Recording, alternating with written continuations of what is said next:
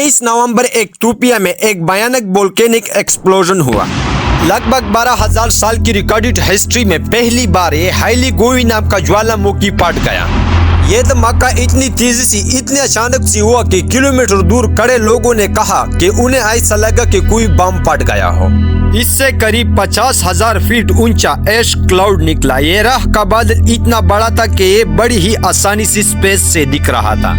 नक्श में देखो, हवा के जरिए राह का बादल पहले ओमान और यमन के देश में गया और फिर धीरे धीरे पाकिस्तान और इंडिया तक पहुंच गया। इसी की वजह से बहुत सारे फ्लाइट्स भी कैंसिल हुई, क्योंकि इन बादलों के आसपास फ्लाइट्स को ऑपरेट करना बहुत रिस्की होता है। इन एश क्लाउड्स में बहुत छोटे छोटे पत्थर और कांच के पार्टिकल और क्रिस्टल होते हैं। अगर ये किसी भी हवाई जहाज की इंजन पर लग जाए तो बड़ी ही आसानी से उसकी इंजन को बंद कर सकते हैं। ऊपर से एरोप्लेन की शीशों पर ये छोटी सी रेजर प्लेट्स की तरह काम करते हैं। पॉकेट की विंडोज पर ये आ गए तो सैंड पेपर की तरह उसे घिसने का काम करेंगे। इतना स्क्रैच कर देंगे शीशे को कि पायलट को कुछ आगे दिखाई ही नहीं देगा। इसलिए पाकिस्तान के अलावा मिडिल ईस्ट में भी कई सारे फ्लाइट्स को कैंसिल किया गया और अब ये एश क्लाउड धीरे धीरे बढ़ रहा है चाइना और म्यांमार की तरफ। ये वोल्केनिक करप्शन अपने आप पे इतना पावरफुल था कि इसकी धमाके की आवाज 190 किलोमीटर दूर के शहरों तक सुनाई दे रही थी और बगल के पड़ोसी देश जिबूटी तक भूकंप के झटके महसूस किए गए थे।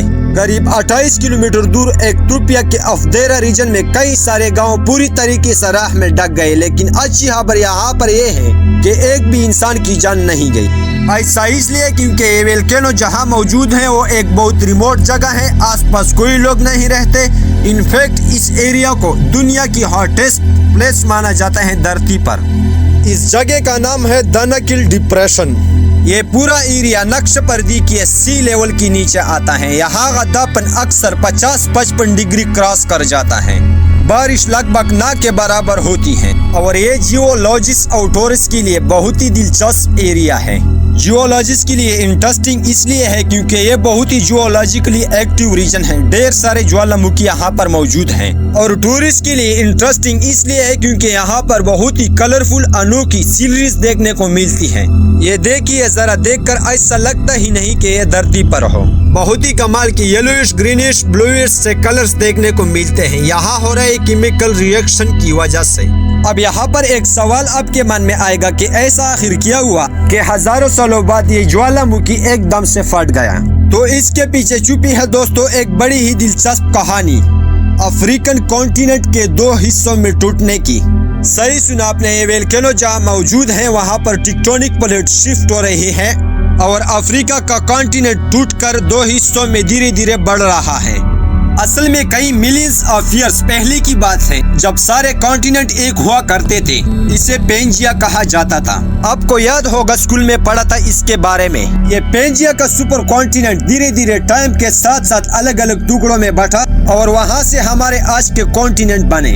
अफ्रीका के रीजन पर अगर स्पेसिफिकली फोकस करोगे तो एक टाइम पर अफ्रीकन टेक्टोनिक प्लेट और अरेबियन टेक्टोनिक प्लेट एक हुआ करती थी, लेकिन जब ये धीरे धीरे अलग हुई तो इनके बीच जगह बनी और वहाँ पर आया रेड सी और गल्फ ऑफ एडन। अब हो क्या रहे दोस्तों, क्योंकि ये टेक्टोनिक प्लेट हमेशा मूव करती रहती है। अब धीरे धीरे अफ्रीकन प्लेट भी 2 हिस्सों में टूट रही है, नोबियन प्लेट और सोमालियन प्लेट में। ये इथियोपिया का ये वाला रीजन जहाँ पर ये हाईली गोवी ज्वालामुखी मौजूद है, यहाँ पर 3 प्लेट एक साथ मिलती है, नोबियन, सोमालियन और अरेबियन टेक्टोनिक प्लेट्स। अब यहाँ पर ये तीनों प्लेट्स धीरे धीरे एक दूसरे से दूर होती जा रही है और जमीन 3 हिस्सों में टूट रही है।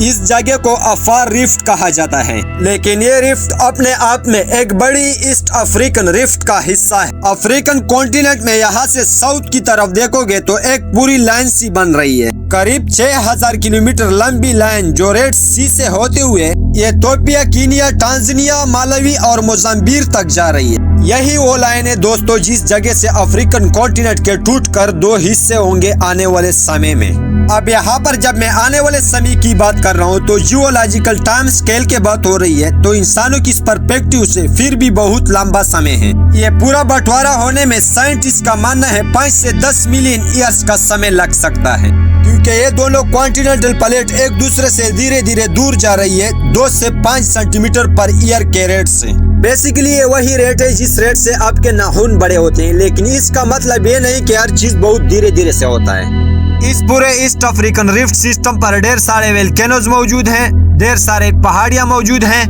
जैसा कि mount Kilimanjaro, mount Kenya, Erta आले जो कि इथियोपिया की फेमस लावा लेक है, और कई सारे लेक्स भी मौजूद हैं जो बनी ही इसलिए है क्योंकि ये कॉन्टिनेंट एक दूसरे से दूर होते जा रहे हैं, जैसा कि lake Malawi, lake Tanganyika, lake Alberto या लेक किबू। तो इस परस्पेक्टिव से अगर आप चीजों को देखोगे आपको समझ में आएगा कि जो हो रहा है वो बिल्कुल भी अनएक्सपेक्टेड नहीं है।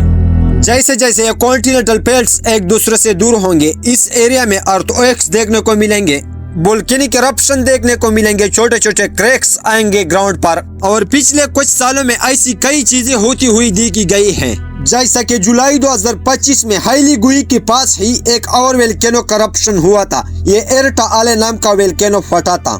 जुलाई के महीने में ही हाइली गुई वोल्केनो से सफेद धुआं भी निकला था और तभी से साइंटिस्ट की इस पर नजर थी। साल 2005 में तो इथियोपिया की इस रीजन में अचानक से बहुत बड़ा क्रैक भी देखने को मिला।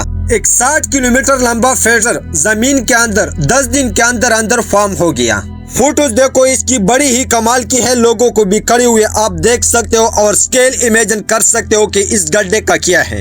लिटरली कॉन्टिनेंट का बंटवारा होते हुए यहाँ पर हम रियल टाइम में चीजों को देख पा रहे हैं। अगर वीडियो पसंद आई है दोस्तों तो लाइक और शेयर जरूर करें।